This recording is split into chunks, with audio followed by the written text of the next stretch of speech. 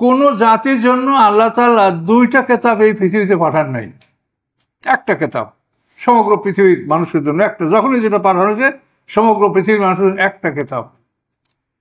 তাহলে আমাদের জন্য কি আল্লাহ দুইটা কিতাব পাঠিয়েছেন যে আমরা বলি যে আল্লাহ রসুল বলছেন তারাক্তু ফিকুম আমরাই নেই? তাহলে বোঝা যায় আমাদের জন্য দুইটা কিতাব পাঠানো হয়েছে। যদি না পাঠানো হয় তো আল্লাহ রসুল কেন বলবেন? আল্লাহ রসুল সম্পর্কে কোরআনে বলাই আছে ওমা ইয়ান্তিকু আনিল হাওয়া, যে সে মন থেকে মনের ইচ্ছায় কোনো কথা বলেন না। তাহলে এখন আল্লাহ তাআলা তাকে কি দুইটা কিতাব দিছে? কোনো জাতির জন্য আল্লাহ তাআলা দুইটা কিতাব দেন, একটা কিতাব। তাহলে আল্লাহ রসুল কি করে বলবেন যে তারাক্তু ফিকুম আমরাই নেই? আমর মানে আদেশ, আসমানি কিতাব মানে আদেশ, হয়তো করার আদেশ অথবা না করার আদেশ। কিতাবটা কিন্তু আদেশ, আমরাই নেই মানে দুইটা আদেশ, দুইটা কিতাব। তোমাদের মধ্যে এই দুইটা কিতাব কোথা থেকে দুইটা কিতাব আপনি পাইলেন? কোরআন লেখার জন্য 50 জন কাতিব হয়েছিল, তারা কোরআন লিখেছে।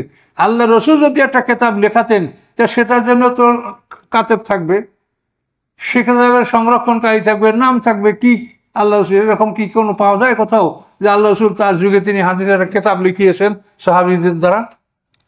তাহলে আমরা এই কথাটা কোথায় পাইলেন? আর সবচেয়ে বড় কথা হলো বুখারী, মুসলিম, আবু দাউদ, তিরমিজি, নাসাই, ইবনে মাজাহ, এই যে 6 জন হাদিসের মুহাদ্দিস, সিহাসাত্তা, এই সিহাসাত্তার কোন হাদিসের মধ্যে তারাক্তু ফিকুম আমরাই নেই এটা নাই। রাহিকুল মাকতুম আপনাদের কাছে আছে, অনেকের কাছে, দেখেন সেখানে বিদায় অধ্যায় পড়ে দেখেন, সেখানে দুইটার কথা নাই। মুফতি আমিনুল ইহসান সাহেবের ইতিহাস দেখেন, সেখানেও দুইটার কথা নাই। তাহলে এই দুইটার কথা আসে অনেক দুর্বল সূত্রে, সহি কি গায়ে সহি, সেইগুলি আলেমরা এমনভাবে প্রচার করেছে এখন সবাই মনে করে আল্লাহ রসুল বলছেন বিদেহাজে তোমাদের জন্য দুইটা জিনিস রেখে গেলাম। এখন এই দুইটা জিনিস আপনি রেখে গেলেন, কোথায় পাইল? আল্লাহ রসুল কি নিজের ইচ্ছা কিতাব রেখে গেছে আমাদের জন্য? দুইটা জিনিস রাখতে হলে তো আল্লাহকে, আল্লাহ বলবেন, আল্লাহ দিবেন। তাহলে আল্লাহর কিতাব কোরআন। এবং আপনি এই যে সিয়াসাত্তার কথা বললাম, বিদায় হজের খুতবাটা 1,24,000 সাহাবীদের মধ্যে হয়েছে। সেই 1,24,000 সাহাবীদের মধ্যে হওয়ার পরে যদি আল্লাহ যদি রাসূল যদি বলে থাকেন যে তারাক্তু ফিকুম আমরাই নেই, তাহলে 1,24,000 সাহাবীর মধ্যে কথা যদি বলে থাকেন, তো কেন এই কথাটা সিয়াসাত্তার মধ্যে আসলো না বলেন? আপনারা এইসব যুক্তি তর্ক কিছু শুনবেন না। সাধারণ মানুষ যাদের জ্ঞান বুদ্ধি নাই তাদেরকে শুধু খবর বললেই হলো যে মজা মানসিক হাদিস মানে না, তো এগুলো বাপরে বাপরে তার কথা শোনা যাবে না। ব্যাস আল্লাহর পথ থেকে আপনার মানুষকে ফিরে এলেন, খুব জিতলেন, খুব জিতলেন। কিন্তু আল্লাহ কি বলছেন? ইয়া আইয়ুহাল্লাযীনা আমানু, হে ঈমানদারগণ, ইন্না কাসীরাম মিনাল আহবারি ওয়ার রুহবানি, নিশ্চয়ই অনেক ইহুদি আলেম, খ্রিস্টান আলেম, এর সঙ্গে মুসলমানদের পীর দরবেশ, ইয়াকুলুনা আমওয়ালান নাসি বিল বাতিল, তারা অন্যায়ভাবে মানুষের সম্পদ ভক্ষণ করে, ওয়া ইয়াসুদ্দুনা আন সাবিলিল্লাহ, এবং মানুষদেরকে আল্লাহর পথ থেকে ফিরায়। আমার ওয়াজ শুনলে আপনারা গোমরা হয়ে যাবেন, এটা তো আপনারাই জানেন যে আপনাদের কাছে কোন আলেম কে বলছে এগুলা। আমি কি নিজে ওয়াজ করি কখনো? আমি যদি হাদিস বলি রাসূল সাল্লাল্লাহু আলাইহি ওয়াসাল্লামের কোরআনের সাথে যে রাসূলের কথাগুলো, সেগুলো আমি বললাম এখনই। কিন্তু এটা আমার জন্য, আমার কষ্ট লাগছে যে আমরা মানুষ সমাজে আমাদেরকে বিশ্বাস করে, কিন্তু আমরা মানুষের সাথে কি প্রতারণাটা করছি। আমাদেরকে মানুষ বিশ্বাস করে আর আমরা মানুষের সাথে প্রতারণা করছি। আল্লাহ রাসূল কি বলেছেন? মান কাযযাবা আলাইয়া মুতাআম্মিদান ফালিয়াতাওয়া মাকাদু মিনান নার। আল্লাহ রাসূল বলেন, আমার উপরে যদি কেউ মিথ্যা আরোপ করে তো তার ঠিকানা জাহান্নাম, সেজন্য তার ঠিকানা জাহান্নামে নির্ধারিত করে নেয়। আল্লাহ রাসূল বলেছে এই কথা। তারপর আমরা 1,24,000 সাহাবের মধ্যে আল্লাহ রাসূল বিদায় হজ, সেইখানে এই কথা আল্লাহ রাসূল বলেন নাই, যার জন্য সিয়াসাতে নাই, কোনো সিরাত গ্রন্থে নাই, সহিগুলায় নাই। এইগুলো আপনারা আলেম সমাজ এমনভাবে প্রচার করেছেন, ওই যে স্কুলে ধর্মশিক্ষা দেওয়া হয় সেখানেও দেখা যায় ওই বইতে লেখা কি দুইটা জিনিস। কি তারা কোথায় পেয়েছে? আপনারা আলেম, আমরা আমাদের মুখ থেকে তারা শুনেছেন। কাজে এই জন্য কি আপনাদেরকে জবাবদিহি করতে হবে না মনে করছেন? আসসালামু আলাইকুম। আজকে আমাদের নূতন সূরা দোখান, এর থেকে আমাদের আলোচনা শুরু হবে ইনশাল্লাহ। দোকান শব্দের অর্থ ধূমা, ধূম্রকুণ্ডলী। তো এই দোকান বলতে কোন ধূমাকে বলা হয়েছে এটা নিয়ে তাফসীর কারকদের মধ্যে বিভিন্ন বর্ণনা আছে। তবে যেটা গ্রহণযোগ্য সেটা হচ্ছে এই দোকান ওই দোকান না, যে কিয়ামতের আগে যে ধূম্রকুণ্ডলী প্রকাশ পাবে, কিয়ামতের আলামত, এটা সেই ধূমা না। কিয়ামতের আগে কিয়ামতের যে 10টা আলামত, তার মধ্যে সর্বপ্রথম আলামত হবে ধূমা। সেটা হবে একটা গ্যাসীয় পদার্থের মতো, সেটায় সমস্ত কাফেররা অসুস্থ হয়ে পড়বে এবং 40 দিন সেই ধূমাটা পৃথিবীতে বিরাজ করবে। এরা মুখ থেকে ঢুকবে, মলদ্বার থেকে বের হবে এবং কাফেররা ভীষণ কষ্ট পাবে এই ধোঁয়ায়। আর মোমেনদের সামান্য একটু সর্দি দেখা দিবে। এটা হাসরের কিয়ামতের আলামতের প্রথম আলামত, যে ধূম্রকুণ্ডলী পৃথিবীকে আচ্ছন্ন করবে। এই ধোঁয়া সেই ধোঁয়া না। এই ধোঁয়া হচ্ছে যে হিজরতের, আল্লাহ রসুলের হিজরতের পরে মক্কাবাসীদেরকে আল্লাহ তাআলা কঠিন দুর্ভিক্ষ দিয়েছিলেন। এই দুর্ভিক্ষের কারণে তারা উপরের দিকে তাকালে মনে হয় যেন ধোঁয়া দেখতেছে, এত কঠিন দুর্ভিক্ষ তাদের হয়েছিল। এই মক্কাবাসীর আল্লাহ রসুলকে নবুয়তের 7ম থেকে 10ম 3 বছর পর্যন্ত শেবে আবি তালেবে বন্দী রেখেছিল। এই 3 বছর আল্লাহ রসুল খুবই কষ্টের সময় পার করেছেন। এই সময়ের মধ্যেই নবুয়তের 10ম বছরে বিবি খাদিজাতুল কুবরা রাদিয়াল্লাহু তাআলা ইন্তেকাল করেন এবং তিনি অনেক কষ্ট পেয়েছেন। বিবি খাদিজা অনেক সম্পদের অধিকারী ছিলেন, কিন্তু আল্লাহ রসুলের সাথে বিবাহ বন্ধনে আবদ্ধ হওয়ার পরে তিনি সমস্ত সম্পদ আল্লাহ রসুলকে দান করে দিয়েছিলেন, কিন্তু তিনি ওই সময় অনাহারে কষ্ট পেয়েছেন। আল্লাহ রসুলের চাচা আবু তালেবও ঠিক ওই বছরই মারা গেছেন। তো নবুয়তের 7ম থেকে 10ম এরা মুসলমানদেরকে কষ্ট দিয়েছে। শেবে আবি তালেব গিরিগুহায় মুসলমানদেরকে তারা বন্দী করে রেখেছিল। আল্লাহ তাআলা এর প্রতিশোধ নিয়েছেন। হিজরতের পরে তাদেরকে আল্লাহ মহা দুর্ভিক্ষের মধ্যে ফেলে দিয়েছিলেন। সেই দুর্ভিক্ষের কারণে তারা চোখে ধোঁয়া দেখত। সেই ধোঁয়ার কথা এখানে আল্লাহ বলেছেন। এটা কিয়ামতের আলামতের ধোঁয়া নয়। হামিম, আয়াতে মুতাশাবিহাত, ওয়াল কিতাবিল মুবিন, এবং শপথ স্পষ্ট কিতাবের। অ শব্দে অ দ্বারা শপথ বোঝানো হয়েছে। স্পষ্ট কিতাব হচ্ছে আল কোরআন। এই কোরআনের শপথ, কোরআনের শপথ করে আল্লাহ কি বলছেন? ইন্না আনজালনাহু ফি লাইলাতিন মুবারাকাতিন ইন্না কুন্না মুনজিরিন। নিশ্চয়ই আমি এই কোরআন নাজেল করেছি একটি বরকতময় রাতে। সেই বরকতময় রাতটা কত বরকত, যে ইন্না আনজালনাহু ফি লাইলাতুল কদর। লাইলাতুল কদরে খায়রুম মিন আলফি শাহর। 1000 মাস, তাতে হয় 83 বছর 4 মাস। 1000 মাস গুণে দেখেন, 1000 মাস। এই 1000 মাসের চেয়ে উত্তম বলা হয়েছে একটা রাতকে, খায়রুম মিন আলফি শাহর। 1000 মাসের চাইতে উত্তম একটা রাত, সেটা হলো কদরের রাত্র। এই উম্মতকে আল্লাহ দান করেছেন। এটা এই জন্য দান করা হয়েছে যে উম্মতে মুহাম্মদীর হায়াত কম, কাজেই এই অল্প সময় তারা কোটি কোটি বছরের রোজগার করা তাদের জন্য কঠিন হয়ে পড়বে। তো এই জন্য আল্লাহ তাআলা তাদেরকে একটা বিশেষ কন্ডোনেশন, বিশেষ একটা অনুদান দান করেছেন। একটা রাত তুমি যদি ইবাদতে পার করতে পারো তাহলে 1000 মানে 83 বছর 4 মাস, 1000 রাত্র, এর চাইতেও তুমি খায়রুন মানে উত্তম, এর চাইতেও তুমি বেশি সওয়াব লাভ করবে। এটা রমজান মাসে আল্লাহ দান করেছেন এবং রমজান মাসের শেষ 10 দিনই আল্লাহ দান করেছেন। সম্ভবত রমজানের শেষ 10 দিনের 21, 23, 25, 27, 29 এই দিনগুলোর মধ্যে যে কোনো একটা দিন, তার মধ্যে 27 তারিখটাকে প্রাধান্য দেওয়া হচ্ছে। কদর শব্দটা, লাইলাতুল কদর শব্দটা 3 বার আসে, আর এই লাইলাতুল কদরের 9টা অক্ষর আছে। এটা 3 বার আসে, তা 3 নং 27, এটা মানে মানুষ তো অনুসন্ধানী, এগুলো খুঁজে খুঁজে তারা মনে করছে তাহলে যে 27 তারিখই হবে, হতে পারে, আল্লাহ ভালো জানেন। এখন আবার অনেকে মনে করেন যে কদরের রাত কয়টা, আমাদের 27 তারিখ, সৌদির তো আগে হয়ে যাচ্ছে। তো এখানে এই চিন্তা করা আমাদের কোনো প্রয়োজন নাই। আল্লাহ তাআলা যদি 364 দিন কদরের রাত দান করে, তাতে আল্লাহর কোনো অভাব পড়বে? তো এখন আপনি মনে করেন কদরের রাত্র একটা, তাহলে এটা আমরা পাইলাম না, সৌদি আরবের লোকে পাইলো, এই চিন্তা করাটাই হলো আমাদের আসলে এটা জ্ঞানের স্বল্পতা। আল্লাহ তাআলার এমন কোনো অভাব আছে?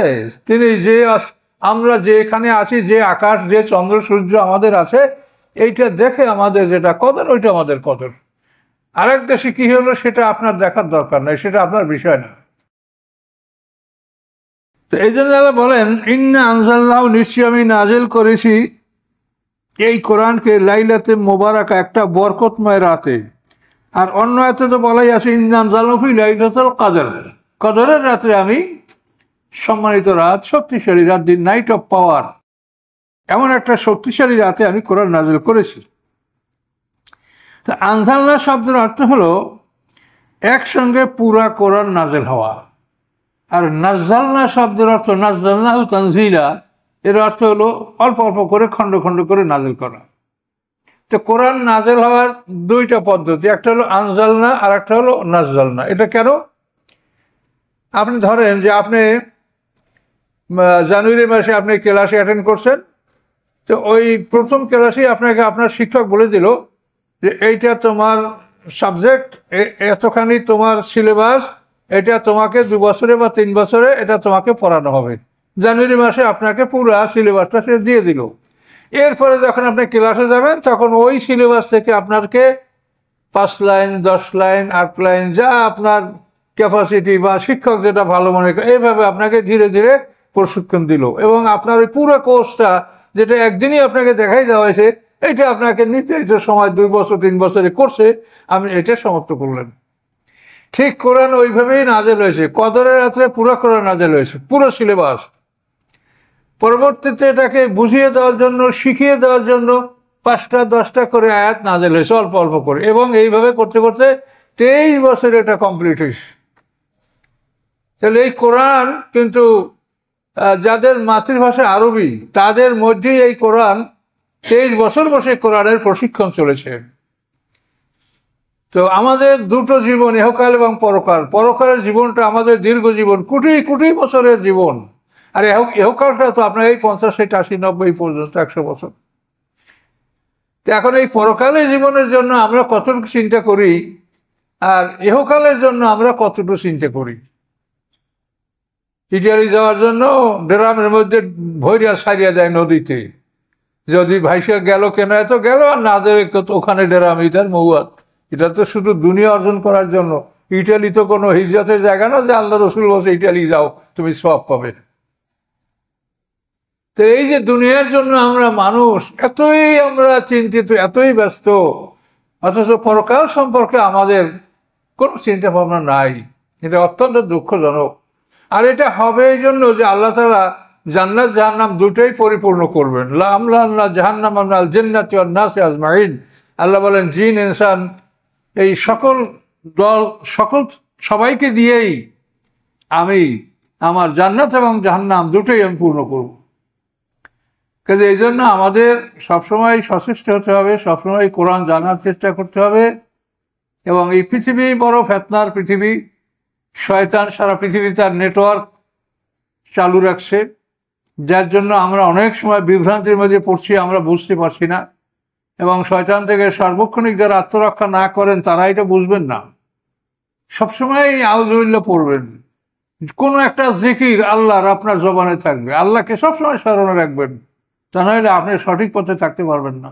এটা আল্লাহ নিজেই বলে দিয়েছেন, ওমা ইয়াশু আন যিকরির রহমানে নুকাইয়িদ লাহু শাইতানান ফাহুয়া লাহু কারিন। যে আমার জিকির থেকে যে বিমুখ থাকে, আমি তার জন্য একটা শয়তান নির্বাচন করে দিই, এবং শয়তান তার সাথী হয়ে থাকে। কারিন মানে সাথী। তো মানুষের সাথে ফেরেশতা কারিন আর শয়তান কারিন, দুটোই কারিন, সাথী, দুটোই কোরআনে বলা আছে। সূরা কাফের মধ্যে দেখেন, শয়তান কারিন বলবে অকালা কারিনহু রব্বানা মা আতগাইতু ওয়ালাকিন কানা ফি দালালিন বাঈদ। শয়তান সাথী বলবে, হে আমাদের রব, আমি তাকে বিপদগামী করি নাই, মা আতগাইতুহু ওয়ালাকিন কানা ফি দালালিন বাঈদ, সে নিজেই দুর্ভ্রান্ত পথে ছিল, আমি তাকে কিছু করি নাই। এই মিথ্যা কথা, শয়তানের কাজে মিথ্যা কথা বলা। আর ফেরেশতা কারিন বলবে অকালা কারিনহু হাযা মা লাদাইয়া আতীদ। এলো কারিন, ফেরেশতা কারিন, সে বলবে হে আমার রব, এই তার আমলনামা, আমাদের গলায় আমলনামাটা লেখা আছে, জোনাটা কপি আছে এবং আল্লাহর কাছে ইল্লিন সিজিনে কপি আছে, সেটা সকাল সন্ধ্যা যে ফেরেশতারা বদলি হয়, এরা নিয়ে যায়। তাহলে ফেরেশতাও কারিন আর শয়তানও কারিন। তো এই জন্য আমাদেরকে খুব সতর্কতার সহিত অগ্রসর হতে হবে, যেহেতু আমাদের সামনে একটা অতি মূল্যবান জীবন। এই যে সূরা পড়লেন ইমাম সাহেব নামাজের, সূরা কিয়ামা, কত সুন্দর, ওর মধ্যে বেহেশতের বিবরণ, শাস্তির বিবরণ সবই ওর মধ্যে আছে। জান্নাতে কত সুন্দরী নারী আপনি পাবেন, তার বিবরণ ওই সূরায় আছে।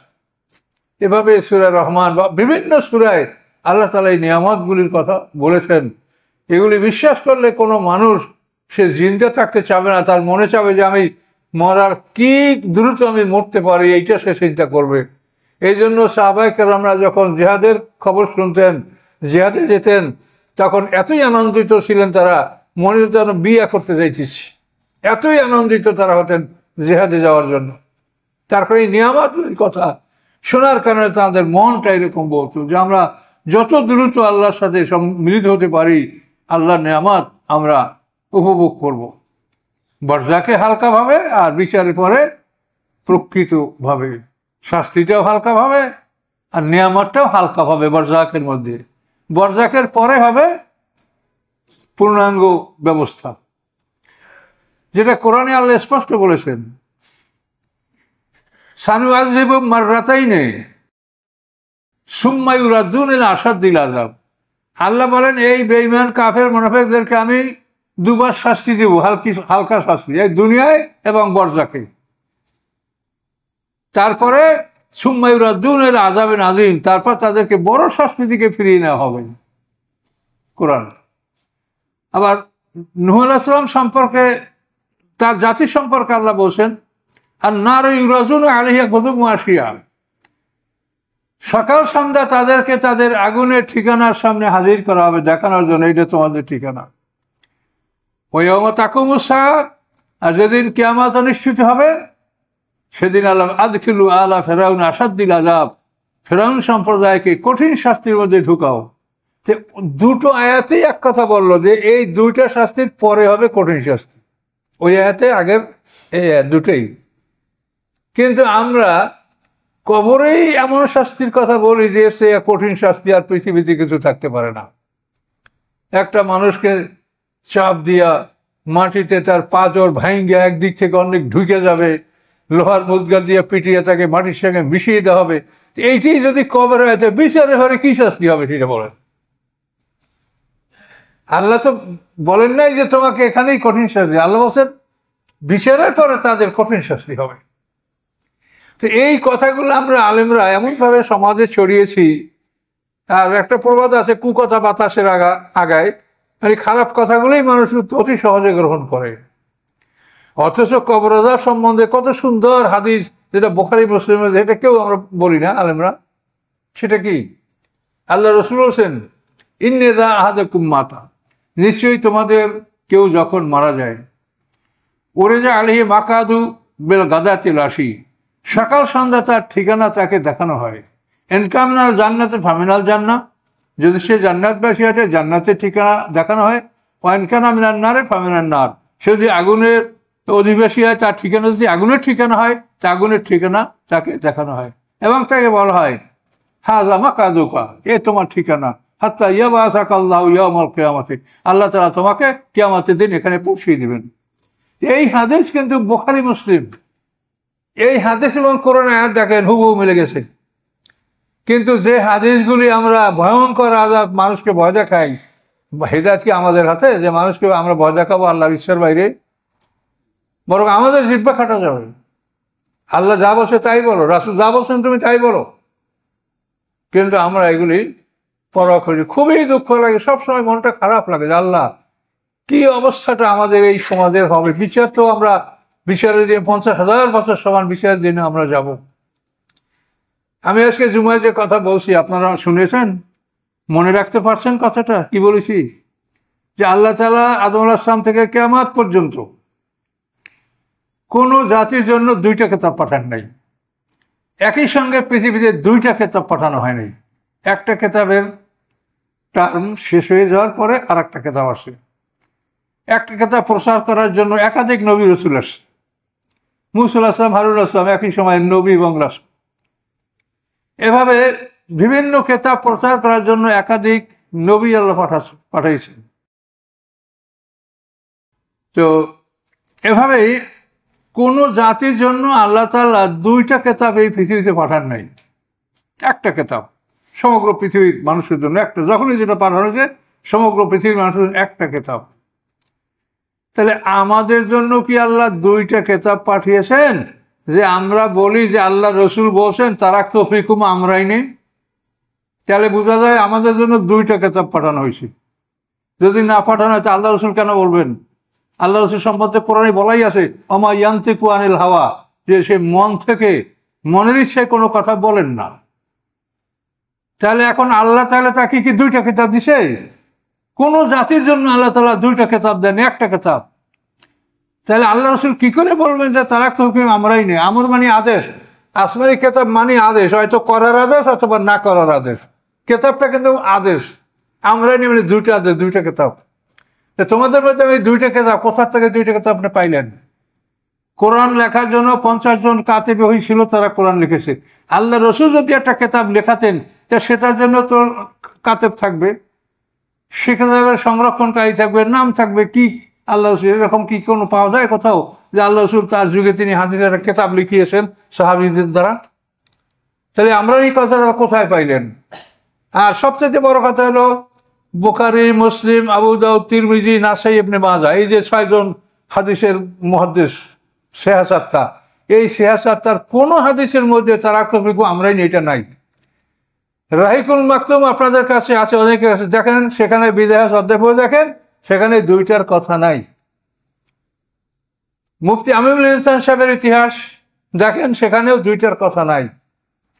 তাহলে এই 2টার কথা আসে অনেক দুর্বল সূত্রে, সহি কি গায়ে সহি, সেইগুলি আলেমরা এমনভাবে প্রচার করেছে এখন সবাই মনে করে আল্লাহ রসুল বলছেন বিদেহাজে তোমাদের জন্য 2টা জিনিস রেখে গেলাম। এখন এই 2টা জিনিস আপনি রেখে গেলেন, কোথায় পাইল? আল্লাহ রসুল কি নিজের ইচ্ছায় কিতাব রেখে গেছে আমাদের জন্য? 2টা জিনিস রাখতে তো আল্লাহকে, আল্লাহ বলবেন, আল্লাহ দিবেন। তাহলে আল্লাহর কিতাব কোরআন। এবং আপনি এই যে সিয়াসাত্তার কথা বললাম, বিদায় হজের খুতবাটা 1,24,000 সাহাবীদের মধ্যে হয়েছে। সেই 1,24,000 সাহাবীদের মধ্যে হওয়ার পরে যদি আল্লাহ যদি রাসূল যদি বলে থাকেন যে তারাক্তু ফীকুম আমরাই নেই, তাহলে 1,24,000 সাহাবীর মধ্যে কথা যদি বলে থাকেন, তো কেন এই কথাটা সিয়াসাত্তার মধ্যে আসলো না বলেন? আপনারা এইসব যুক্তি তর্ক কিছু শুনবেন না। সাধারণ মানুষ যাদের জ্ঞান বুদ্ধি নাই তাদেরকে শুধু খবর বললেই হলো যে মজার মানসিক হাদিস মানে না, তো এগুলো বাপরে বাপরে তার কথা শোনা যাবে না। বাস আল্লাহর পথ থেকে আপনার মানুষকে ফিরে এলেন, খুব জিতলেন, খুব জিতলেন। কিন্তু আল্লাহ কি বলছেন? ইয়া আইয়ুহাল্লাযীনা আমানু, হে ঈমানদারগণ, ইন্না কাসীরাম মিনাল আহবারি ওয়ার রুহবানি, নিশ্চয়ই অনেক ইহুদি আলেম, খ্রিস্টান আলেম, এর সঙ্গে মুসলমানদের পীর দরবেশ, ইয়াকুলুনা আমওয়ালান নাসি বিল বাতিল, তারা অন্যায়ভাবে মানুষের সম্পদ ভক্ষণ করে, ওয়া ইয়াসুদ্দুনা আন সাবিলিল্লাহ, এবং মানুষদেরকে আল্লাহর পথ থেকে ফিরায়। আমার ওয়াজ শুনলে আপনারা গোমরা হয়ে যাবেন, এটা তো আপনারাই জানেন যে আপনাদের কাছে কোন আলেম কে বলছে এগুলা। আমি কি নিজে ওয়াজ করি কখনো? আমি যদি হাদিস বলি রাসূল সাল্লাল্লাহু আলাইহি ওয়াসাল্লামের কোরআনের সাথে যে রাসূলের কথাগুলো, সেগুলো আমি বললাম এখনই। কিন্তু এটা আমার জন্য, আমার কষ্ট লাগছে যে আমরা মানুষ সমাজে আমাদেরকে বিশ্বাস করে, কিন্তু আমরা মানুষের সাথে কি প্রতারণাটা করছি। আমাদেরকে মানুষ বিশ্বাস করে আর আমরা মানুষের সাথে প্রতারণা করছি। আল্লাহ রাসূল কি বলেছেন? মান কাযিবা আলাইয়া মুতাআম্মিদান ফালিয়াতাওয়া মাকাদু মিনান নার। আল্লাহ রাসূল বলেন, আমার উপরে যদি কেউ মিথ্যা আরোপ করে তো তার ঠিকানা জাহান্নাম, সেটা তার ঠিকানা জাহান্নামে নির্ধারিত করে নেয়। আল্লাহ রাসূল বলেছে এই কথা। তারপর আমরা 1,24,000 সাহাবের মধ্যে আল্লাহ রাসূল বিদায় হজ, সেইখানে এই কথা আল্লাহ রাসূল বলেন নাই, যার জন্য সিয়াসাতে নাই, কোনো সিরাত গ্রন্থে নাই, সহিগুলায় নাই। এইগুলো আপনারা আলেম সমাজ এমনভাবে প্রচার করেছেন, ওই যে স্কুলে ধর্মশিক্ষা দেওয়া হয় সেখানেও দেখা যায় ওই বইতে লেখা কি দুইটা জিনিস। কি তারা কোথায় পেয়েছে? আপনারা আলেম, আমরা আমাদের মুখ থেকে তারা শুনেছেন। কাজে এই জন্য কি আপনাদেরকে জবাবদিহি করতে হবে না মনে করছেন? আপনাদেরকে আল্লাহ বলছে না কি যে তুমি কথা বানাইয়া বললে আমার পথে মানুষ নিয়ে আসো, আর তুমি বানাইয়া বললে হেদায়েত হবে? এটা আল্লাহ বলছেন? আল্লাহর কথাটা আল্লাহ প্রচার করতে বলছেন, হেদায়েত তো তোমার হাতে না। আল্লাহ বলছেন রাসূল আলাইকাল বালাগ ওয়া আলাইনাল হিসাব, আপনার দায়িত্ব পৌঁছে দেওয়া, আর আমি আল্লাহ, আমার দায়িত্ব, আমি হিসাব নেব। হেদায়েত তো আমাদের কারো হাতে না, হেদায়েত তো আল্লাহর হাতে। তো এই জন্য আমরা কথা যদি বানিয়ে বলি তাহলে আমরাই বিপদে পড়ব। তারপরও এই কথাগুলো অনেক মনোকষ্ট নিয়ে বলছি এই জন্য যে এই পৃথিবীতে তওবা করলে আল্লাহ তাআলা আমাদের তওবা কবুল করতে পারেন, কিন্তু এখান থেকে পার হয়ে গেলে কিন্তু কোনো বুদ্ধিতে কিচ্ছু কাজ হবে না। তিলে তিলে তখন আমাদের যেই অপরাধ নিয়ে যদি আমাদের মৃত্যু হয় তওবা ছাড়া, তাহলে তিলে তিলে আল্লাহ তাআলা তার বিচার করবেন, বলেই দিয়েছেন আল্লাহ। কাউকে বিন্দুমাত্র ছাড় দেওয়া হবে না। ছাড় হচ্ছে এখানে। এখন আপনি ভুল করছেন, আল্লাহর কাছে আত্মসমর্পণ করেন, তওবা করেন, আল্লাহ তাআলা ক্ষমা করবেন। তো এই কথাগুলি আল্লাহ বলেন, ইন্না কুন্না মুনজিরিন, আমি ছিলাম ভয় প্রদর্শনকারী। আল্লাহ তাআলা চিরদিনই ভয় প্রদর্শনকারী। এই ভয় প্রদর্শনের জন্য এই কিতাব আল্লাহ তাআলা বরকতময় রাত্রে নাজেল করেছেন। ফিহা ইউফরাকু কুল্লু আমরিন হাকিম, ওই রাতে বন্টন করা হয় হাকিমের সমস্ত কর্ম। হাকিমকে আল্লাহ, আমরান হাকিম, হাকিমের কর্ম, আল্লাহর কর্ম ওই রাত্রে বন্টন করে, ইউফরাকু বন্টন করা হয়। তাহলে এই রাতে, অর্থাৎ এই কদরের রাত্রে আল্লাহ তাআলা আমাদের ভাগ্য বা আল্লাহর আদেশ বন্টন করেন। আমরান হাকিম, হাকিমের আদেশ বন্টন করা হয়। এটা হলো কদরের রাত্রে 1 বছরের আমলনামা ফেরেশতাদের কাছে হস্তান্তর করা হয়। তাকদীরের কপিটা আল্লাহর হাতে, এটা আল্লাহ কাউকে দেন না। এটা কোরআন পাকে আল্লাহ পরিষ্কারভাবে আল্লাহ বলেছেন যে তাকদীরের যে কিতাব, ইয়ামহুল্লাহু মা ইয়াশাউ ওয়া ইসবাত ওয়া ইনদাহু উম্মুল কিতাব, সূরা রাদের মধ্যে একটা আছে যে আল্লাহ যা ইচ্ছা মুছে ফেলেন। ইয়ামহুল্লাহু মা ইয়াশা ওয়া ইসবাত, যা ইচ্ছা তিনি ঠিক রাখেন। ওয়া ইনদাহু উম্মুল কিতাব, তার কাছে কিতাবের মূল কপি। আপনি যদি কপি ডুপ্লিকেট দিয়ে দেন তারপর তো এটা সংশোধন করার কোনো সুযোগ থাকে না। সেই জন্য আল্লাহ বলছেন যে তাকদীরের মূল কিতাব, মানে কিতাবের মা, অর্থাৎ মূল কপি, অরিজিনাল কপি, এটা আল্লাহর হাতে। এই তাকদীরের অরিজিনাল কপিটা আল্লাহ ফেরেশতাদের হাতে হস্তান্তর করেন না। শুধুমাত্র 1 বছরের বিষয়টা কদরের রাত্রে, এই কদর থেকে আগামী বছর কদর পর্যন্ত এই 1 বছরের আমলটা ফেরেশতাদের হাতে হস্তান্তর করা হয়। এই ফিহা ইউফরাকু কুল্লু আমরিন হাকিম, হাকিমের সকল কর্ম বন্টন করা হয় ওই রাত্রে, এই কদরের রাত্রে। তো এই কদরের রাত্রে সম্পর্কে, লাইলাতুল মুবারাক সম্পর্কে অনেক তাফসীরকাররা বলেছেন যে এর দ্বারা লাইলাতুল বারাতকে বোঝানো হয়েছে। এই যে লাইলাতুল বারাত, রমজানের আগে। তো শেষ পর্যন্ত এই দুইটা জিনিসের তারা মীমাংসা দিয়েছেন এই যে লাইলাতুল বারাতের সিদ্ধান্তটা গ্রহণ করা হয়, লাইলাতুল কদরে সেটা কার্যকর করা হয়।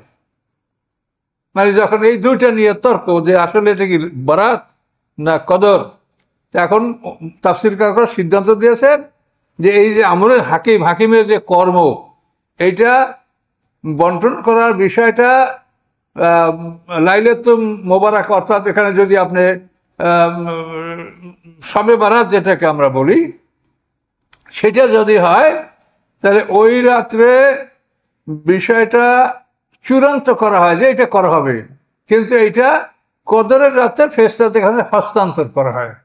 এইভাবে বলে তারা জিনিসের সমাধান দিয়েছেন, মানে ওই রাত্রটারও সম্মান দিয়েছেন তারা, যে ও রাত্রটাও আল্লাহর কাছে একটা সম্মানিত রাত। এবং এই ব্যাপারে অনেক হাদিসও আছে। আল্লাহ বলেন, আমরা মেনেন যে না, আদেশগুলি সব আমার নিকট হতে। তাহলে আদেশ রাসূল দিতে পারেন না। ফরজ, সুন্নাত, মুস্তাহাব যাই বলেন, সমস্ত আদেশ কার? আল্লাহর। সুন্নাত কার? আল্লাহ। সমস্ত সুন্নাত, সমস্ত কর্ম আল্লাহ। আল্লাহ ছাড়া রাসূল কিছুই বলার তার অধিকার নাই। তো সেইখানে রাসূল বলবে আমি দুইটা জিনিস রেখে গেলাম, এটা কত বড় কথা। দুইটা জিনিস আল্লাহ বলছেন একটা, সেইখানে দুইটা। তাম পৃথিবীতে আল্লাহ তাআলা কোনো জাতির জন্য দুইটা কিতাব পাঠান নাই। আর এই দুইটার কারণেই আজকে আমাদের সমাজে অধিকতর যে গণ্ডগোলটা আমাদের হচ্ছে, দলাদলিটা হচ্ছে এই দুই কিতাবের জন্য। দুই কিতাব তো একটা।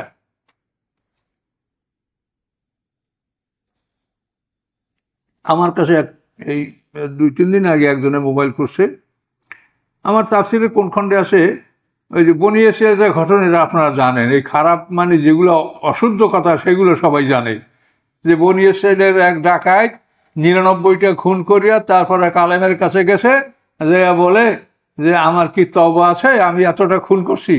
কেন না, তোমার তওবা নেই। বলার পরে তারেও খুন করে ফেলাইছে, এই 100 খুন। এরপরে সে আর এক আলেমের কাছে গেছে, যে বলে আমার কি তওবা আছে? তওবা তোমার আছে, কিন্তু এই জমিনে হবে না, তোমাকে এই জমিন ত্যাগ করে অমুক জমিনে যাইতে হবে, সেইখানে গিয়ে তওবা করলে তোমার তওবা কবুল হবে। তখন ওই লোকটা সেদিকে হাঁটতে লাগলো। হাঁটতে হাঁটতে পথের মধ্যে তার আজরাইল এসে মৃত্যু ঘটে গেল। ঘটার পরে এখন এই মৃত্যুর সময় দুই দল ফেরেশতা এসে, নেক ফেরেশতা, বদ ফেরেশতা। বদ ফেরেশতা না মানে আর কি, যারা কাফেরে জান কবজ করে, ফেরেশতার মধ্যে কোনো বদ নাই, তারা সবই ভালো। তো এখন কোন ফেরেশতা তার জান কবজ করবে? তো শেষ পর্যন্ত তাদেরকে আল্লাহ পরামর্শ দিয়েছে যে সে জমিন মাইপে দেখো, যেদিকে তাকে যাইতে বলা হয়েছে সেই জমিনটা কাছে না যেখান থেকে রওনা সেইটা কাছে।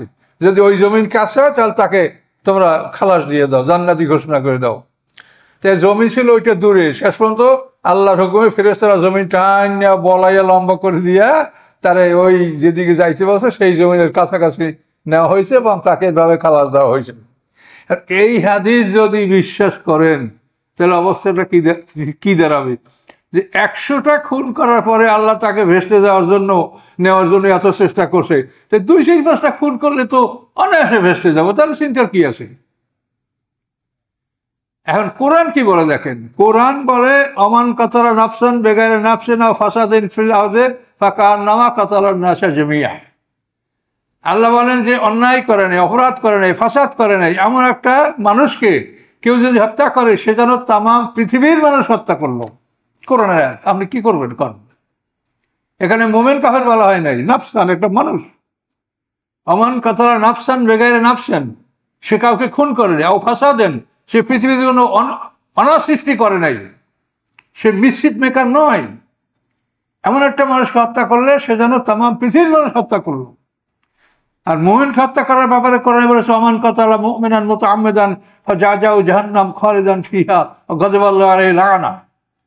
ইচ্ছাকৃতভাবে কেউ মুমিন হত্যা করলে তার জন্য চিরদিন জাহান্নাম, আল্লাহর গজব, এবং চিরদিন সে অভিশপ্ত থাকে, কোনোদিন তার তওবা কবুল হবে না। এটা কোরআনে বলা আছে। তাহলে এখন একটা লোকে বলছে যে তোমার তওবা নাই, এই জন্য কি তাকে খুন করা যাবে? একজন মুফতি যে ফতোয়া দিচ্ছে ভুল হইতে পারে, একজন মুফতির কতল করে ফেলবেন আপনি? তাহলে এগুলো কি হাদিস কন? এই হাদিস বুখারী শরীফে আছে। এখন ওই লোকটা বলে হুজুর আপনি বলছেন গ্রহণযোগ্য না, তো হাদিসটা তো আমি দেখলাম বুখারী শরীফে আছে। বুখারী শরীফ যদি আসমানি কিতাব হয় তারপর মানেন। এই জন্যই তো যে আমরাই না কথাটা কোথার থেকে আসলো। যদি ওখানে রাসূলের কথা থাকে সেটা আপনি মানেন, পরীক্ষা নিরীক্ষা করে দেখেন। রাসূলের কথা মানা আমাদের জন্য ফরজ। আল্লাহ রাসূলের আনুগত্য করতে বলছে কোরআনে 40 বার। কাজী রাসূলের কোন কথা সেটা আমাদের জন্য মানা ফরজ। আমরা তো রাসূলের বিভিন্ন কথা বিভিন্ন সমাজের বহু হাদিস আমরা বর্ণনা করছি, কিন্তু আমরা যদি বুখারী শরীফকে আসমানি কিতাবের সাথে সমকক্ষ মনে করেন তাহলে তো আপনি হালাক, আপনি বরবাদ। রাসূলের কথা খুঁজে খুঁজে বাইর করেন কোথায় আছে, সেটা আপনি মানেন, সেটা মানা আপনি এটা একেবারে ফরজ মনে করা যেতে পারে। যেহেতু রাসূলের আনুগত্য করার জন্য কোরআনে 40 বার আল্লাহ বলছে। কাজে আপনি একটা পাইলেই সেটা এই যে কথাগুলো দেখেন, আমার সংস্কার বই আপনারা পড়ে দেখেন যে সেখানে কত বড় মারাত্মক মারাত্মক কথা আসে। নেকামলের ফরজ ফরজ আদায় করাতে আল্লাহ খুশি হয় না, নফলের আদায় আল্লাহ খুশি হয়। এই নফলের আদায় বেশি করে, নফলের আদায় করতে করতে তার এমন একটা অবস্থা সৃষ্টি হয় যে তার হাত আল্লাহর হাত হয়ে যায়, চোখ আল্লাহর চোখ হয়ে যায়, তার অঙ্গ প্রত্যঙ্গ আল্লাহর হয়ে যায়। নাউজুবিল্লাহ। আল্লাহর কোনো দেহের আকৃতি আছে? আল্লাহর কোনো মেশাল আছে? আল্লাহ বলেন লাইসা কামিসলিহি শাইউন, আল্লাহর মতো কোনো জিনিস নাই। কোনো জিনিস আপনি আল্লাহকে বুঝাতে পারবেন না। আল্লাহ নিজে বলছে হাত, আপনি ওই হাত বিশ্বাস করেন। আল্লাহ বলছেন আমি তোমার সাথে আছি, আপনি বিশ্বাস করেন আমার সাথে আছে। আমার সাথে আপনি থাকলে যেরকম আমাকে দেখতে পাচ্ছেন সব কিছু, মনে করেন আল্লাহ সেভাবে আমার সাথে আছে। কিভাবে আছে সেটা আল্লাহ জানে, এর ব্যাখ্যা আপনি চাবেন না। এখন এই যেই কথাগুলিতে মানুষ শিরকের মধ্যে ঢোকে, এরকম বহু হাদিস এরকম সিয়াসাতের মধ্যে ঢুকানো আছে। তার কারণে তো মানুষই লিখছে, ওটা তো মানুষই লিখছে, এবং আপনার আমার মতো মানুষই লিখেছে ওটা। যারা হাদিস লিখেছে তারা সাহাবিও না, তাবিই না, তাবৎ তাবিই না, কিচ্ছু না। ইমাম বুখারী উনি 3 যুগের মানুষ না, এর পরের 3য় যুগে তাবৎ তাবিন হইতে হলে তাবিকে দেখলে তাবৎ তাবিন হয়। তাবি হলো হুসাইন ইবনে বশীর সর্বশেষ তাবি, উনি 182 মারা গেছেন। আর ইমাম বুখারী জন্মগ্রহণ 194 হিজরি। তাহলে এই 82 to 94 এই গ্যাপ। যদি উনি 82 আগে জন্মগ্রহণ করতেন ইমাম বুখারী, তাহলে তিনি তাবৎ তাবিন হইতে পারতেন। আজই তার সম্মান আছে, তার সম্মান আছে, আমাদের ওস্তাদেরও সম্মান আছে, আমাদের মুরব্বীরও সম্মান আছে। আল্লাহ রসুল সবাইকে সম্মান করতে বলেছেন। বড়কে সম্মান করো, ছোটকে স্নেহ করো। কিন্তু আমাদের সমাজে প্রথা তো নাই। আমরা ছোটকে তুচ্ছ তাচ্ছিল্য কথা বলি, আর ছোটরা আমাদেরকে তিরস্কার করে। এই তো বড় বড় নেতাদের কথা শুনলাম, একদল ছোট, তাদেরকে বসে, ওদের তো এখন মধ্যে দুধের দাঁতই পড়ে নাই, তো ওরা কি করবে? এই যে তাচ্ছিল্য, এখন ওরা বলবে যে আপনাদের তো আক্কাল দাঁত পড়িয়ে গেছে, আপনারা কি করতে পারবেন? কি তাহলে এইগুলো কথা কি আল্লাহ পছন্দ করে? আল্লাহ বলছে বড়কে সম্মান করো, ছোটকে স্নেহ করো। তো কাজে আমরা আসলে আল্লাহর কথা মানি না, রাসূলের কথা মানি। রাসূল বলেন নাই মান লাম ইয়ারহাম সগীরানা ওয়া লাম ইউক্কির কাবীরানা ফালাইসা মিন্না, রাসূলের হাদিস। যে ছোটর প্রতি যে স্নেহশীল না হয়, বড়কে যে সম্মান না করে, সে আমার নয়, আমার দলভুক্ত নয়। তা আমরা কই? সেখানে তো আমরা তুচ্ছ তাচ্ছিল্য করে একে অপরকে কথা বলছি। কাজে এগুলো ঠিক না। ইন্না কুন্না মুরসিলিন, আমি ছিলাম প্রেরণকারী। রসালাত, মুরসেল মানে যেখানে চিঠি পাঠানো হয়, রসালাত। শোনেন, নবী হওয়া কিন্তু একটা আলাদা। রসুল হইতে পারেন আপনারাও, আমরাও। রাসূল মানে যে চিঠি বহন করে। আমরা যদি আল্লাহর পক্ষে চিঠিটি আপনার কাছে পৌঁছে দিয়েছেন, আমরা রাসূলের রাসূল। কথা বলতে পারছেন? রাসূলের রাসূল আমরা, কিন্তু নবী কিন্তু না। নবী হলো আলাদা একটা জিনিস। এই নবীর বৈশিষ্ট্য রাসূলের চাইতে বেশি। রাসূল যে কোনো পিয়নকে আপনি রাসূল বলবেন, পিয়নের আরবি রাসূল। আরসালা কায়সার রাসূলা ইলা উমর ইবনে খাত্তাব, কায়সার উমর ইবনে খাত্তাবের কাছে রাসূল পাঠাইলেন। এই রাসূল মানে কি? পিয়ন পাঠাইলেন, পত্রবাহক পাঠাইলেন। তাহলে রাসূল শব্দটা কমন, এটা রাসূলের ক্ষেত্রে ব্যবহার হয়, আবার অন্যদের ক্ষেত্রে ব্যবহার হয়। কিন্তু নবী জিনিসটা নবী ছাড়া অন্যদের ক্ষেত্রে ব্যবহার হয় না। রাহমাতাম মির রাব্বিক, আল্লাহ বলেন এটা আপনার রবের পক্ষ থেকে রহমত। ইন্নাহু আস-সামিউল আলিম, নিশ্চয়ই তিনি সবকিছু শোনেন এবং সবকিছু অবগত আছেন। আল্লাহ তাআলা রব্বিস সামাওয়াতি ওয়াল আরদ, তিনি আকাশসমূহের রব, পৃথিবীর রব, ওমা বাইনহুমা, এবং এত দুভার মধ্যে যা আছে তার সবকিছুর রব তিনি। রব মানে পালনেওয়ালা। লালন পালন করতে কি লাগে? একটা সূর্য জ্বালাতে কি লাগে? দৈনিক কত হাইড্রোজেন লাগে ওই সূর্যের একটা আলো জ্বালাতে, একটা বাল্ব জ্বালাতে। আপনি চিন্তা করতে পারছেন যে কত দূরে অবস্থান করে সে সারা পৃথিবী আলোকিত করে ফেলছে, এবং তার তাপে আমরা অস্থির হয়ে যাচ্ছি, মানুষ পশু মরে যাচ্ছে। তাহলে এই সূর্যকে জ্বালাতে দৈনিক কত হাইড্রোজেন লাগে? তাহলে এইভাবে আল্লাহ তাআলা রব্বুস সামাওয়াতি ওয়াল আরদ, তিনি আকাশের রব, আকাশসমূহের রব, পৃথিবীর রব, আমা বাইনহুমের মাঝে যা কিছু আছে সব কিছু তিনি রব, তিনি পালনেওয়ালা। আমরা অবশ্য অনেক দায়িত্ব পালন করার জন্য আল্লাহ আমাদেরকে দায়িত্ব দিয়েছেন, আমরা দায়িত্ব পালন করছি, কিন্তু রিজেকের মূল মালিক আল্লাহ তাআলা। ইন কুনতুম মুকিনিন, যদি তোমরা বিশ্বাসকারী হয়ে থাকো, যদি তোমরা দৃঢ় বিশ্বাসী হয়ে থাকো, তাহলে তোমরা জেনে রাখো যে আল্লাহ তিনি সমস্ত আকাশ, সমস্ত পৃথিবী এবং এদের মাঝে যা আছে এই সব কিছু তিনি রব। লা ইলাহা ইল্লা হুয়া, নাই কোনো উপাস্য তিনি ছাড়া। ইহয়ী ওয়া ইউমীত, তিনি জীবিত করেন, তিনি মৃত্যু দান করেন। তো জীবিত মৃত্যু এই দুটো তো আল্লাহর কাজ, এটা তো আল্লাহ ছাড়া কেউ করতে পারে না। তা আপনারা মুনকার নাকির মানুষকে জীবিত করবে, এটা আপনারা কোথায় পাইলেন? এটি কোরআনে আছে? কোরআনে যে কথা আছে ইহয়ী ওয়া ইউমীত, তিনি জীবিত করেন, মৃত্যু দান করেন। এই জীবন দান করা, মৃত্যু দান করা এটা তো আল্লাহর কাজ। এখন যদি নমরুদের মতো বলেন, এইভাবে আসলাম বলছে যে আমার রব জীবিত করেন, মৃত্যু করেন, তো নমরুদ দুইটা মানুষ ধরিয়ে আইন না, একটা মানুষ কাটিয়ে ফেলাইয়া একটা মানুষ ছেড়ে দিল, এই আমি তো আনা ওহি অমিত। এটা হলো নমরুদের বুদ্ধি। কথা বলতে পারছেন? কাজে জীবন মৃত্যু এটা আল্লাহ ঘটান, এটা কোনো মানুষ ঘটাতে পারে না। জীবন মৃত্যু এটা কঠিন ব্যাপার। একটা বাস ডুবে গেছে নদীতে আমাদের অঞ্চলে, মানে যখন ইসে উঠছে ফেরিতে ওঠার পরেই বাসের ব্রেক কাটিয়ে গেছে। তখন সে কি করবে, বাসটা ঝাঁপ দিয়া নদীর মধ্যে পড়ে গেছে।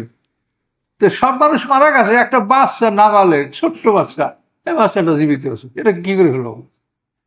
এ ঘটনা দুবার হয়েছে। কাউকুলিতে একবার লঞ্চ ডুবিতেও সব বড়রা মরে গেছে, ছোট একটা বাচ্চা বেঁচে গেছে। তো হায়াত এবং মওয়াতের মালিক আল্লাহ। কাজেই এটা নমরুদের মতো বললে হবে না যে আমি তো একটা মানুষ মারতে পারি। এটার মানে হায়াত মওয়াত দান করা নয়, যে একটা মানুষকে জীবিত করা, মৃত্যু দান করা, এটা একমাত্র আল্লাহর কাজ, এটা আল্লাহ ছাড়া কেউ করতে পারে না। রব্বুকুম অরব্বু আবাইকুম আবলুন, তিনি তোমাদের রব এবং তোমাদের পূর্ব পিতৃপুরুষদেরও রব। বালহুম ফি শাক্কিন ইয়ালাবুন, বরং তারা সন্দেহের মধ্যে খেলা তামাশা করে বেড়াচ্ছে। আল্লাহ বলেন ফারতাকেব, আপনি অপেক্ষা করুন, ইয়াউমা তা'তিস সামু বিদুখানিন মুবিন, যেদিন নিয়ে আসবে আকাশ স্পষ্ট ধূম্রকুণ্ডলী। ইয়াকশান নাসা, মানুষকে ডেকে ফেলবে। হাজা আযাবুন আলিম, এটা বেদনাদায়ক শাস্তি। এই শাস্তি হলো মক্কাবাসীদেরকে দুর্ভিক্ষ দিয়ে এই শাস্তি, এটা কিয়ামতের আলামত নয়। তখন তারা কি করলো? রব্বা নাকশিফ আন্নাল আযাবা, তখন তারা আল্লাহর কাছে ফরিয়াদ করলো, হে আল্লাহ আকশিফ আন্নাল আযাব, আমাদেরকে শাস্তি দূর করুন। ইন্না মুকিনুন, নিশ্চয়ই আমরা ইয়াকিন আনবো, ঈমান আনবো। মুসা রাসূলুল্লাহ বলছিল, কিন্তু ঈমান তারা শেষ পর্যন্ত আনে নাই।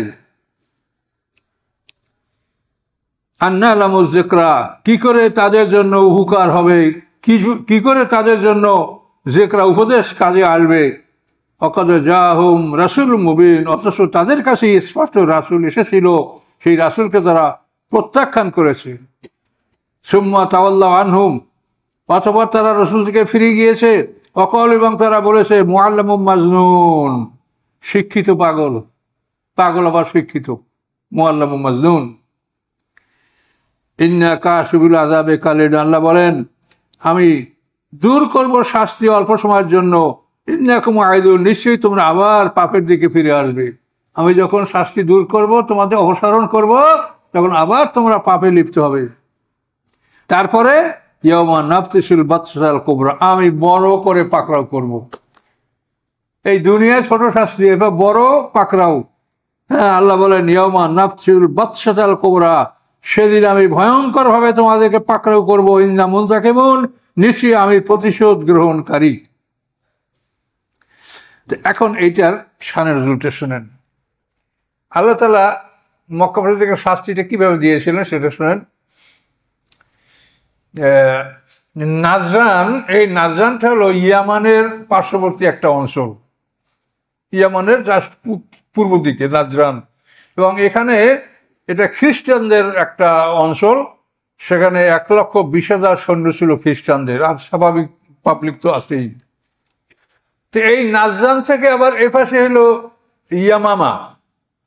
আর এই ইয়ামামার নেতা ছিল এই যে ভণ্ড নবী দাবি করছে মুসাইলামা কাজ্জাব, ওর বাড়ি হলো ইয়ামামায়। তো এই ভণ্ড নবী মুহাম্মদ সাল্লামকে হত্যা করার জন্য নাজরানের সর্দার সুমামা ইবনে উসাল, তার নাম সুমামা ইবনে উসাল, এই সুমামা ইবনে উসালকে বলল যে তুমি আমার পক্ষে কাজ করো, তুমি মুহাম্মদ সাল্লামকে হত্যা করো, আমি নবী। তখন এই সুমামা ইবনে উসাল আল্লাহ রাসূলকে হত্যা করার জন্য সে মদিনায় চলে আসলো। মদিনায় আসার পরে আল্লাহ রসুলের প্রহরী মুহাম্মদ ইবনে মুসলিম আনসারী আল্লাহ রসুলের পাহারাদার ছিলেন, খুব বিচক্ষণ লোক। এনার হাতে ও ধরা পড়ে গেল। ধরা পড়ে যাওয়ার পরে তাকে মসজিদের খুঁটির সাথে বেঁধে রাখা হলো। আল্লাহ রসুল নামাজ শেষ করার পরে তার কাছে আসলেন, বললেন যে বলো তোমার কি অবস্থা? তো বলে, ইয়া রাসূলুল্লাহ, আমি আপনাকে হত্যা করার জন্য আসছিলাম, আমি ধরা পড়েছি। এখন ন্যায় বিচার হলো যে আপনি আমাকে কতল করবেন, এটাই ন্যায় বিচার। কিন্তু আমি আপনাকে বলবো, আপনি যদি কতল না করে আমাকে ক্ষমা করেন, তা আমি আপনার জন্য এমন কিছু করবো যা দেখে আপনার চক্ষু জুড়িয়ে যাবে। তা আল্লাহ রসুল আর কিছু বললেন, ওভাবে রেখে চলে গেলেন। দ্বিতীয় দিন আল্লাহ রসুল আবার নামাজের পরে বললেন, সুমামা কি খবর তোমার? ও একই কথা বলল, ইয়া রাসূলুল্লাহ, আমাকে আপনি হত্যা করলে সেটা হবে ন্যায় বিচার, আর যদি ক্ষমা করেন তা আমি আপনার জন্য এমন কিছু করবো যাতে আপনার চক্ষু জুড়িয়ে যাবে। আল্লাহ রসুল আসেও কিছু বললেন না। তৃতীয় দিন একই প্রশ্ন একই জবাব। তখন আল্লাহ রসুল বলেন, যাও, তোমাকে আমি ক্ষমা করে দিলাম। যখন আল্লাহ রসুল তাকে ক্ষমা করলেন, সাথে সাথে লোকটা কলেমা পড়ল, সাক্ষী দিল যে আল্লাহ এক এবং মুহাম্মদ সাল্লাল্লাহু আলাইহি ওয়াসাল্লাম তার রসুল। এরপরে সে গোসল করলো, পবিত্র হলো। আল্লাহ রসুল বললেন যে তাকে দিন শিখাও। সাহাবা ইকরামদের দায়িত্ব দিলেন দিনের বিভিন্ন দিক, যে শরিয়াতের ফরজিয়াত, বড় বড় আমলগুলি তাকে শিখালেন। এরপরে উনি যে বললেন যে আমি এমন কাজ করব যা দেখে আপনার চক্ষু জুড়ে যাবে, এলো নেতাই ওই যে নাজরানের একটা সমৃদ্ধশালী এলাকা, ইয়ামানের পূর্ব পাশে, এই নাজরানের নেতা উনি। তো উনি এই নাজরান থেকে মক্কায় গম সরবরাহ হতো। ওরা মক্কা আলারা চামড়া রপ্তানি করত, আর এরা এর বিনিময়ে গম রপ্তানি করত। মক্কায় তো ফসল হয় না, মক্কা হলো পশুপালন, ওরা যাযাবর জাতি। তো এখন এই সুমামা ইবনে উসাল ইসলাম গ্রহণ করার পরে তার জাতির কাছে গিয়া বলল যে তোমরা যদি আমাকে মানো, আমাকে যদি নেতা হিসেবে স্বীকৃতি দাও, তো আমি তোমাদেরকে বলছি যে আমার আদেশ ছাড়া একটা গম তোমরা মক্কা রপ্তানি করবে না। আর আমি এই আদেশ কখনো দিব না যদি মুহাম্মদ সাল্লাল্লাহু আলাইহি ওয়াসাল্লাম আমাকে আদেশ না দেন। তো নেতার কথা ওরা সবাই মেনে নিল, ঠিক আছে, আমরা মক্কায় গম রপ্তানি করব না। যখনই মক্কায় গম রপ্তানি বন্ধ হয়ে গেল, তখনই মক্কায় চরম দুর্ভিক্ষ শুরু হয়ে গেল। এবং এমন দুর্ভিক্ষ যে ইয়াকুলুল আলহাজা, মানে তাফসিরে বলা আছে যে ওরা পশম রক্তে ভিজিয়ে সেই পশম খাইত। মরা প্রাণী, মরা কুকুর পর্যন্ত তারা খেয়েছে। এবং এমন দুরবস্থা যে এই যেটা বলেছে, আকাশে ধোঁয়া দেখে, চোখে কিছু দেখে না, খোদাই। এই অবস্থার পরে আবু সুফিয়ান একদল লোক নিয়ে মদিনায় আসলো। আইসা বলে, হে মুহাম্মদ সাল্লাল্লাহু আলাইহি ওয়াসাল্লাম, আপনি আমাদের বংশের লোক। আবু সুফিয়ান তো কুরাইশ বংশের লোক, আল্লাহ রসুলের চাচাতো ভাই সম্পর্কে। তো হে মুহাম্মদ সাল্লাল্লাহু আলাইহি ওয়াসাল্লাম, আপনি বদরের যুদ্ধে আমাদের বৃদ্ধ এবং জুয়ানদের হত্যা করেছেন। এখন আমাদের সমাজে নারী শিশু আসে, তাদেরকেও আপনি কি মেরে ফেলবেন? আমরা তো মরে যাচ্ছি, আপনি আমাদেরকে ক্ষমা করেন, আল্লাহর কাছে আমাদের জন্য ক্ষমা চান, আমরা মরে যাচ্ছি, আমাদেরকে মাফ করে দেন। তখন আল্লাহ রসুল তাদেরকে ক্ষমা করে দিলেন। সুমামা ইবনে উসালকে বললেন যে তুমি এদেরকে গম আগের মতো সরবরাহ করো, আর আল্লাহর কাছেও দোয়া করলেন। এভাবে আল্লাহ রসুল তাদের এই মানে দুর্ভিক্ষ, তাদের যে কষ্ট, এটা আল্লাহ রসুলের জন্যই তাদেরকে আল্লাহ কষ্ট দিয়েছেন। এবং আল্লাহ রসুলের দোয়ায় তিনি যখন ক্ষমা করলেন, আল্লাহ তাদেরকে ক্ষমা করে দিলেন। এই ঘটনাটা এখানে বলা হয়েছে। আচ্ছা, তো এখানে আল্লাহ বললেন যে ওদেরকে রাসূল পাঠিয়েছিলাম, ওরা ফিরে গেল, তারা বলল শিক্ষিত পাগল। আল্লাহ বলেন আমি শাস্তি দূর করবো অল্প সময়ের জন্য, কিন্তু তারপর আবার ওরা পাপে লিপ্ত হবে। লিপ্ত হওয়ার পরে আমি ইয়ামুল নাফতিসুল বাতশাতাল কুবরা, আমি বিচারের দিন তাদেরকে কঠিনভাবে ধরবো। ইন্না মুনতাকিমুন, আমি প্রতিশোধ গ্রহণকারী। ওয়ালাকাদ ফাতান্না ক্বাবলাহুম কওমা ফিরআউন, আল্লাহ বলেন ইতিপূর্বে আমি পরীক্ষা করেছিলাম ফেরাউন সম্প্রদায়কে। ওয়াজাহুম রাসূলুন কারীম, এবং তাদের কাছে একজন সম্মানিত রাসূল এসেছিলেন, তিনি হলেন হযরত মূসা আলাইহিস সালাম। তিনি বলেছিলেন, আনাদ্দুলাই ইবাদাল্লাহ, আল্লাহর বান্দাদেরকে আমার কাছে ফেরত দাও। বনী ইসরাইলকে তোমরা গোলাম বানিয়ে রেখেছো, আমার কাছে আল্লাহর বান্দাদেরকে আমার কাছে ফেরত দাও। মূসা আলাইহিস সালাম এই আবেদন করেছিলেন। ইন্নী লাকুম রাসূলুন আমিন, আমি নিশ্চয়ই তোমাদের কাছে একজন আমানতদার রাসূল। রাসূলরা আমিন, আমিন মানে আমানতদার, অর্থাৎ আল্লাহ যা বলছেন তাই বলেন, এর বাইরে একটা কথাও তারা বলেন না। তাহলে আমাদের রাসূল কি বলছেন যে আমি দুইটা জিনিস নিয়ে আসলাম, দুইটা জিনিস কি দিচ্ছে আল্লাহ তাকে? আর সে আসার তাই কোনো রওয়ায়েতে এটা নাই, রাহিকুল মাকতুম বলে সেখানেও নাই। আপনারা মানুষকে বুঝে বলেন, মানবে না যারা মানবে না সেটা তাদের ব্যাপার, কিন্তু বলা আপনাদের দায়িত্ব। আপনারা আপনাদের মনে বলবেন যে এই ব্যাপারগুলো তোমরা বিবেচনা করো, পৃথিবী এখনো আসে, তওবা করো, আল্লাহর পথে ফিরে আসো, মিথ্যা কথা ছড়িও না, মানুষকে আল্লাহর দিন থেকে ফিরেও না।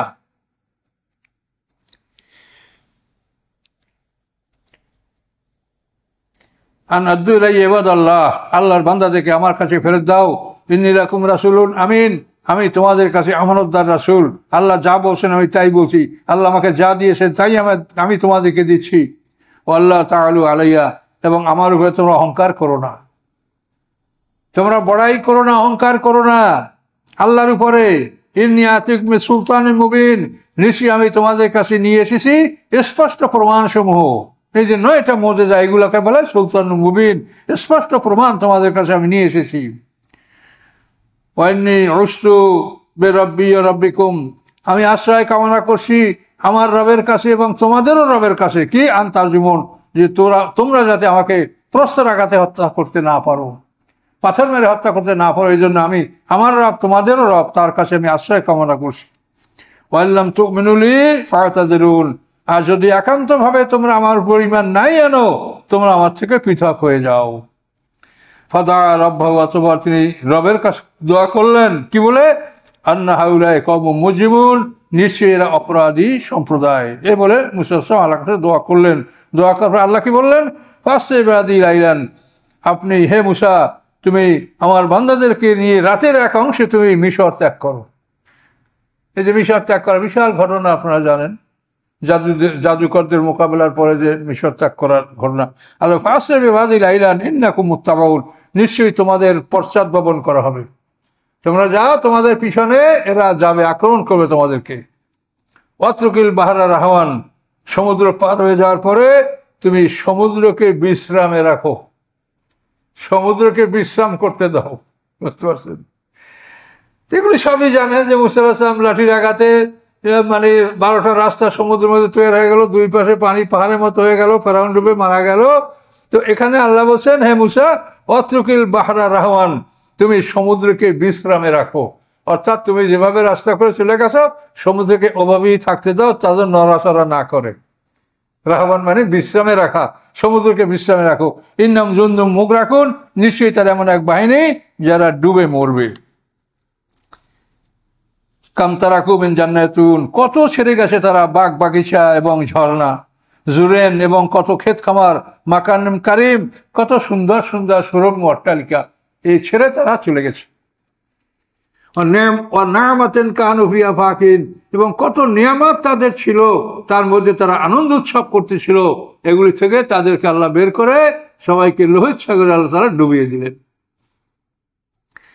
কাযালিকা আল্লাহ, এভাবেই আওরাসনা কওমান আখারিন, তাদের এই সব কিছু আমি অন্য জাতিকে আমি তার উত্তরাধিকারী বানালাম।